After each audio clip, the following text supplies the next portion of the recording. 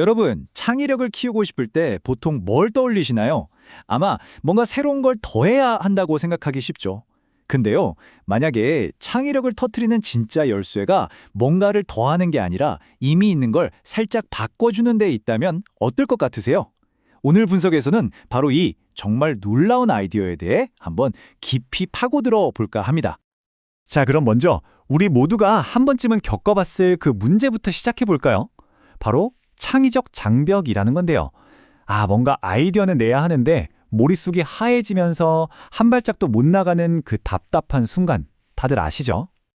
이런 장면 한번 상상해 보실래요? 아이가 신나게 그림을 그리고 있었어요. 그런데 갑자기 딱 멈춰서는 종이의 그 텅 빈 공간만 멍하니 쳐다보고 있는 거예요. 이제 뭘 그려야 하지? 그 막막함에 잔뜩 시무룩해진 얼굴 그려지시나요? 이게 그냥 기분 탓이 아니더라고요. 실제로 한 연구 결과를 보니까 아이들이 딱 20분 그림 그리는 동안에요. 평균적으로 무려 3.42번이나 이런 창의적인 벽에 부딪힌다는 거예요. 와, 생각보다 정말 자주 있는 일이죠. 그러니까 이게 단순히 아이디어가 없네 하고 끝나는 문제가 아니라는 겁니다. 이 연구에 참여했던 9살 아이의 말을 좀 보세요. 생각할수록 더 불안하고 초조해졌다고요. 결국엔 좌절감, 불안감을 넘어서 나는 왜 이것밖에 못하지? 하는 자기의심으로까지 이어지는 아주 심각한 감정의 문제가 되는 거죠. 자, 그럼 이럴 때 우리는 보통 아이들을 어떻게 도와주려고 할까요? 혹시 지금껏 우리가 생각했던 것보다 훨씬 더 좋은 방법이 있지는 않을까요?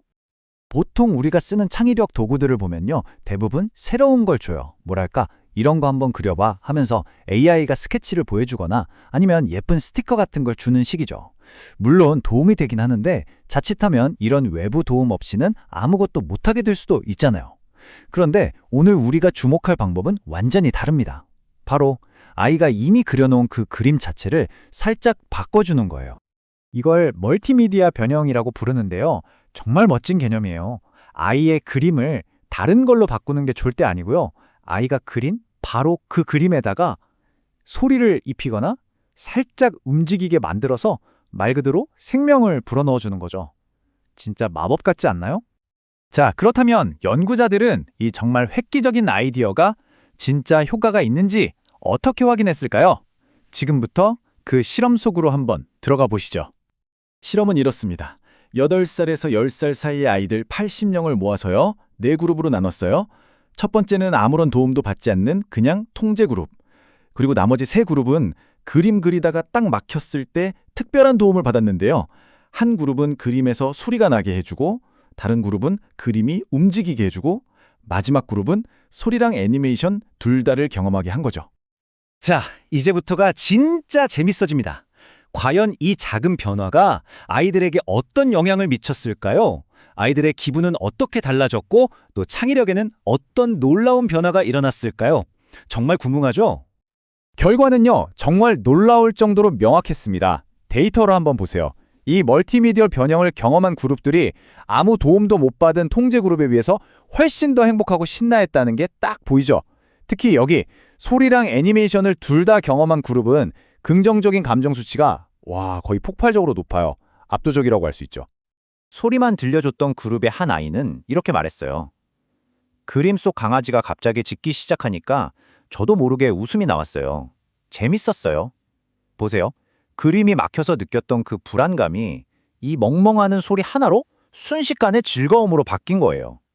정말 대단하지 않나요? 애니메이션 그룹은 또 어땠을까요? 한 참가자의 말이 정말 인상적인데요. 제가 만든 캐릭터가 저랑 소통하는 게임 같았어요.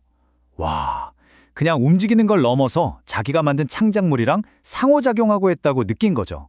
이건 정말 차원이 다른 기쁨이었을 거예요. 자, 중요한 건 여기서부터입니다. 단순히 기분이 좋아진 데서 그친 게 아니에요. 이 긍정적인 감정들이 곧장 아이들의 창의력으로 연결됐다는 거죠. 그런데 더 흥미로운 건요. 소리를 들려줬을 때랑 애니메이션을 보여줬을 때 창의력이 발현되는 방식이 서로 달랐다는 겁니다. 정말 흥미로운 차이점인데요. 들어보세요. 소리는 아이들을 이야기 속으로 더 깊이 끌어들였어요. 그래서 그림에 아주 세세한 디테일을 더하게 만들었죠. 반면에 애니메이션은요. 아이들이 이게 왜 움직이지? 하면서 원인과 결과를 생각하게 만들었어요. 그래서 이야기가 훨씬 더 커지고 막 새로운 사건이 생겨나게 한 거죠. 이 사례를 보면 그 차이가 확 와닿으실 거예요. 한 아이가 그림에서 휘파람 소리를 들었어요.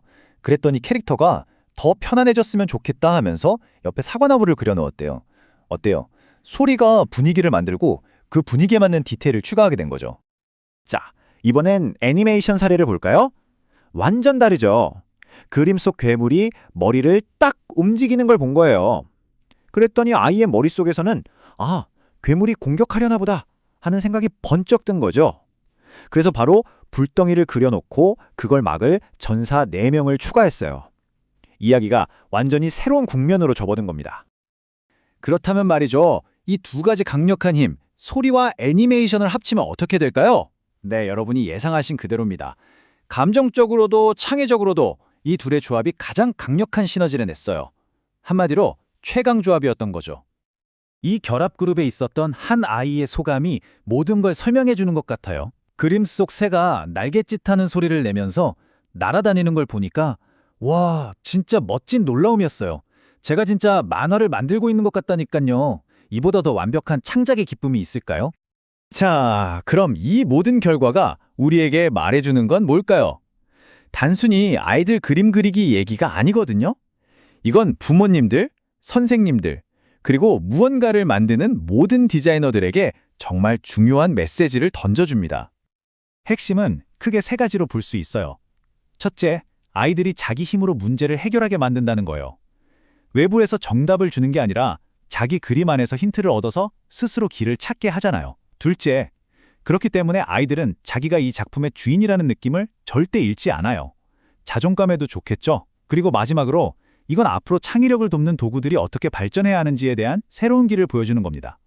무조건 많이 주는 게 아니라 사용자가 가진 것을 빛나게 해주는 방식 말이에요. 오늘 이야기 마무리를 하면서 여러분께 이 질문을 한번 던져보고 싶습니다.